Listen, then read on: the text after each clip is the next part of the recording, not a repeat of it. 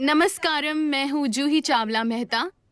आजकल सभी बच्चे सारा दिन अपने मोबाइल फ़ोन, टैबलेट, आईपैड से चिपके रहते हैं, तो उनका क्या होगा?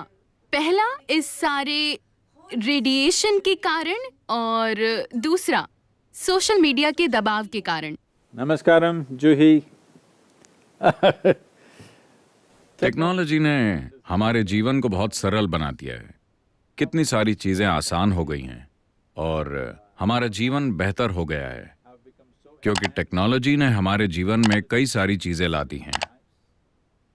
आप दरअसल टेक्नोलॉजी की शिकायत नहीं कर रही, आप इंसान की विवशता की शिकायत कर रही हैं। वो खाना शुरू करते हैं मगर नहीं जानते कि खाना बंद कब करें। अगर वो पीना शुरू करते हैं तो वो नहीं जानते कि पीना बंद कब करें। तो वो जो भी करना शुरू करते हैं उन्हें मजबूरन उसकी लत हो जाती है।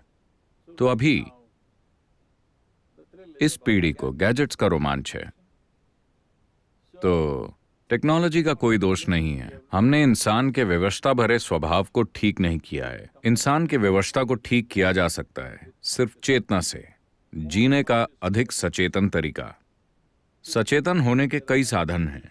हमने अपने समाज में इसे बड़े पैमाने पर प्रचारित नहीं किया है। उसे हमारे अस्तित्व का एक हिस्सा बनना होगा। बच्चों को छोटी उम्र से ही सचेतन होकर जीना सीखना चाहिए। एक बार वो सचेतन होते हैं, वो जानते हैं कि किसे कब इस्तेमाल करना है, कितना इस्तेमाल करना है, ये उनकी अपनी मर्जी है। जहां तक रेडिएशन का सवाल है, आपको समझना चाहिए कि शायद ये ऐसा ही है जैसे हम शुरू में सोचते थे कि जो लोग सिगरेट पीते हैं सिर्फ उन्हें ही नुकसान होता है, मगर फिर हमें पता चला कि सिगरेट पीने वाले के मुकाबले आसपास के बाकी लोगों को ज्यादा नुकसान हो सकता है। तो इसी तरह शायद आपके आसपास कोई और टेक्नोलॉजी का इस्तेमाल कर रहा है। आपके घर में वाईफाई है, आपके आसपास सभी लोग सेलफोन इस्तेमाल कर रहे हैं, तो आप उस रेडिएशन से नहीं बच सकते। Yes, it has some consequences. हाँ, उसके कुछ नतीजे होते हैं, मगर साथ ही वो जीवन को जितना सरल बनाता है, हम कुछ हद तक उससे समझौता करने को तैयार होते हैं। मगर आप टेक्नोलॉजी का इस्तेमाल किस सीमा तक करना चाहते हैं, ये आपकी अपनी मर्जी होनी चाहिए। अब सोशल मीडिया पर आते हैं। सोशल मीडिया को संभालना एक जीवित समाज को संभालने से कहीं आसान है। जब जीवित समाज मौजूद था, आपके दोस्त, आपका परिवार, आपकी सास, आपके पति, पत्नी, ये वो हर चीज जब वो आपसे चिपकते थे तो आप उन्हें हटा नहीं सकते। अगर सोशल मीडिया आपको पसंद नहीं आता तो आप अपना फोन बंद कर सकते हैं। तो मेरे ख्याल से आपसी संपर्क का ये माध्यम आपको समाज से संपर्क के पुराने तरीके से कहीं अधिक आजादी देता है, क्योंकि अगर आप शहर में ढेर सारे दोस्त बनाते रहे तो आप कई तरह से उलझ जाते थे। आज आप सिर्फ मैसेज भेजकर दोस्त बना रहे हैं। जब आप नहीं चाहते तो आप अपना फोन बंद कर सकते हैं और काम हो गया।